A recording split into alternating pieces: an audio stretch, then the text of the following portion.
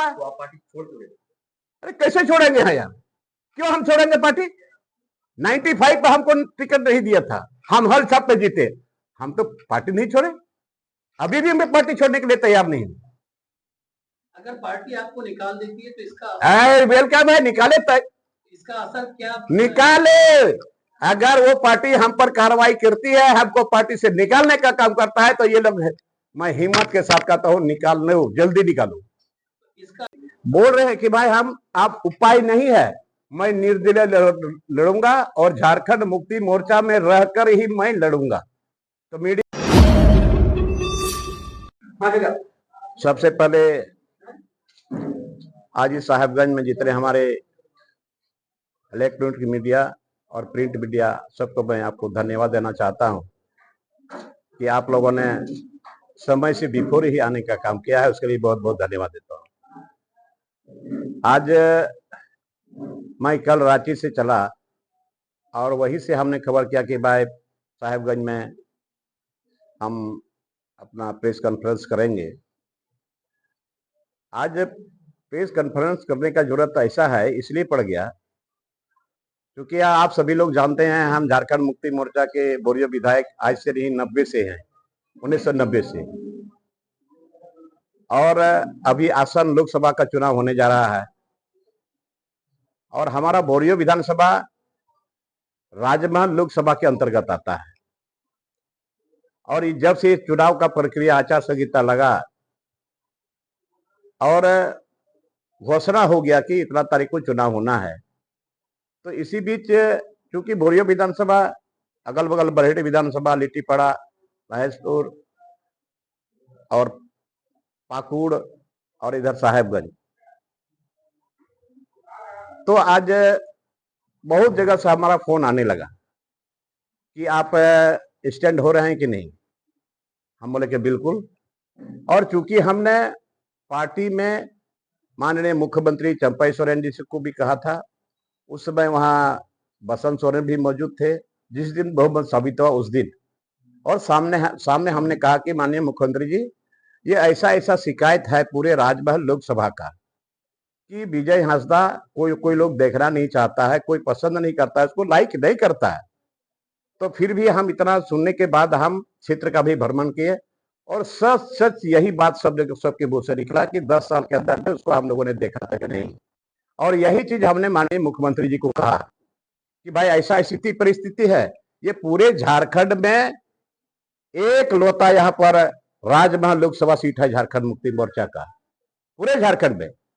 तो इस झारखंड मुक्ति मोर्चा के झंडा को, बैनर को और झारखंड मुक्ति मोर्चा पार्टी ये कैसे बचे, इसीलिए हमने मुख्यमंत्री जी को कहा कि आप पता कर लीजिए, आप मुख्यमंत्री है, पता कर लीजिए कि वहां का स्थिति ठीक नहीं है इनका, और अगर ठीक है तो फिर लॉबी हेम्ब्रम एक बात नहीं बोलेगा, ये हमने स्पष्ट बता दिया था। और उसी समय बसंत सोरेन ने कहा कि चाचा हमको भी पता है कि वहां का स्थिति इसका ठीक नहीं है।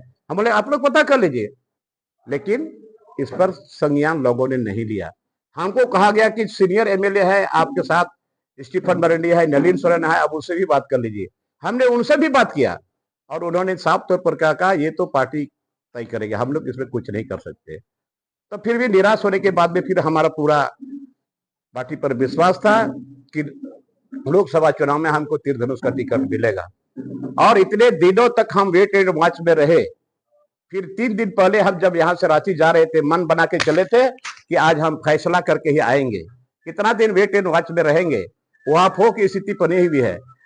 और हम चले, ट्रेन में ही हमको रात में पता चल गया कि सूची जारी हो गया।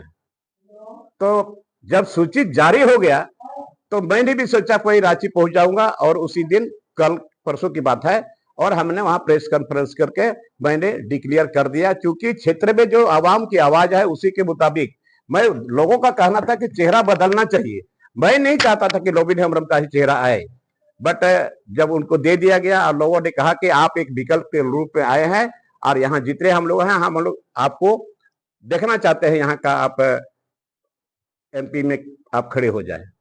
बोल रहे हैं कि भाई हम आप उपाय नहीं है, मैं निर्दलीय लड़ूंगा और झारखंड मुक्ति मोर्चा में रहकर ही मैं लड़ूंगा। तो मीडिया वाला ने हमको पूछा कि आप पर कार्रवाई होगा, बोले कार्रवाई करना है तो करे पार्टी, उससे हमको कोई दिक्कत नहीं है। अभी हम क्षेत्र भ्रमण में फिर जाएंगे और लोगों से राय मशवरा लेंगे और हम उन लोगों के कहने के मुताबिक हमने कमर कस लिया है। मैं यहां से निर्दलीय खड़ा होगा राजभर लोकसभा से। Thank you. इसको जरा सा और एक बार स्पष्ट कीजिए कि निर्दलीय भी रहेंगे, मुक्ति मोर्चा में भी रहेंगे। हाँ, तो मुक्ति मोर्चा में मैं हूँ, मुक्ति मोर्चा में हम आज से शुरू से है, आज तक हमने पार्टी नहीं बदला है। मैं पार्टी को बचाने के लिए झारखंड मुक्ति मोर्चा का झंडा यहां लोकसभा में कैसे बुलंद रहेगा, लहराएगा, मैं उसी के लिए काम कर रहा हूं। लेकिन पार्टी ने हम ही को बागी कहा। मैं कहता हूं कि आप बागी हो। आपने जो मैनिफेस्टो में जो बोला था आपने उसका अनुपालन नहीं किया, तो बागी तो आप है, लोबिन हमारा बागी नहीं है। और इसलिए हम फिर कल परसों से मेरा पूरे लोकसभा का मेरा भ्रमण होगा। अभी टाइम है, हर जगह जाकर के फिर और मशवरा हम करेंगे। हम नहीं चाहते कि यहाँ अपने से हम टपक जाए। लोग आशीर्वाद दे रहे हैं, लोग बोल रहे हैं कि हम आप एक विकल्प के रूप में आए हैं, आपको हम लोग साथ देंगे। Thank you. आपके चुनाव लड़ने से अभी जो चर्चा, जो कि रांची से जब खबर आपकी आई उसके बाद से यहाँ पे एक चर्चा आम हो रही है जी। देखना एक अलग चीज है और सपना साकार होना वो अलग चीज है। अब पहले तो बोलने का लोग बोल रहा है, बहुत लोग तो बोलता है कि लोबी ढबरा बीजेपी के इशारे पर कर रहा है, बीजेपी ही करा रहा है। मैं चैलेंज नहीं कहता हूं, कौन बीजेपी के नेता के साथ हम बात किए, कहां बात किए, क्या बात की है, उसको सबूत करके दिखावे। खाली लक्षण लगाने से नहीं होता, स्पष्ट रूप में बोलता हूं। तो कहने वाले तो बहुत कहेंगे, बी टीम कहा जाता है, बी टीम भी कहा गया है। तो मैं झारखंड मुक्ति मोर्चा को बचाने के लिए ही मैं सारा चीज कर रहा हूं। इस लड़ाई का परिणाम क्या आएगा? परिणाम आएगा, हम जीतेंगे। हम जीतने के लिए खड़ा हो रहे हैं। आप कहीं ना कहीं सर जेएमएम का ही तो वोट काटेंगे ना? काटेंगे क्या, वोट देंगे लोग, सारे लोग देंगे, जेएमएम के लोग देंगे। क्योंकि कहां कटेगा, किस में देने, किस खेत में है, किस खेत में है विजय हंसदा? ये जो आप बोल रहे हैं ना, ऐसा नहीं होगा। लोगों के कहने के मुताबिक मैं आगे बढ़ रहा हूं और मैं जीतने के लिए खड़ा हुआ हूं। आपका जनाधार सिर्फ गोलियों तक सीमित है, इससे ज्यादा आपको क्या बात करते हैं? अगर जनाधार नहीं होता, विधानसभा की कार्रवाई सारे लोग देख रहे हैं इस सोशल मीडिया में। आज तक जितना सवाल दागा है ने, मैंने सरकार को आईना दिखाने का काम किया और अभी भी हम झारखंड मुक्ति मोर्चा को बचाने के लिए हम काम कर रहे हैं। जनता आपको क्यों नहीं वोट देगी? मेरा मुद्दा है, वही मुद्दा है जो जेएमएम का मुद्दा था, जो मैनिफेस्टो तो वही मुद्दा है, वही मुद्दा यहाँ के लोगों के लिए चाहिए। मेरा मुद्दा वह रहेगा। आप पूछिए विजय हंसदा को, आप कौन भी मुद्दा लेकर के आप आओगे? आपका क्या मुद्दा है? 10 साल में क्या मुद्दा था पार्लियामेंट में? आप तक आपने क्या का सवाल जवाब किया यहाँ के लोगों के लिए? हाँ, उनको पूछना चाहिए। चेहरा बदलना ही आप जी, मैं तो चाहता था मेरा चेहरा नहीं, कोई दूसरा चेहरा भी आ जाता तो मैंने कुछ नहीं करता। मैंने एक बड़ा मांग नहीं किया है कि लोग का चेहरा ही आप लोग बोलिए, पब्लिक का आवाज है। आराम से लड़ेंगे। विजय हंसदा का हार तय है। हाँ, विजय हंसदा का हार तय है। तय है क्या? वो कहां तीसरा नंबर में चला जाएगा और बीजेपी भी कितना पीछे रहेगा वो तो समय बताएगा। पहला नंबर एक और एनडीए का गठबंधन है, दूसरी ओर इंडी का गठबंधन है। दो गठबंधन के बीच में आप अकेले, तो कैसे आप अपने आप को मजबूत? हम अकेले सक्षम हैं और हम गुरुजी माननीय शिबू सोरेन का हम चेला हैं। ये राज्य अलग होने के टाइप कहां था? इंडिया क्या क्या कुछ नहीं था, अकेले शिबू सोरेन के चलते ये राज्य अलग हुआ। आज उसका सिपाही है, उसका चेला है, हम उसी रास्ते पर चल रहे हैं। और यहाँ तो यहाँ पार्टी ने अन्याय किया, बरदम अन्याय किया, अभी भी अन्याय कर रहा है।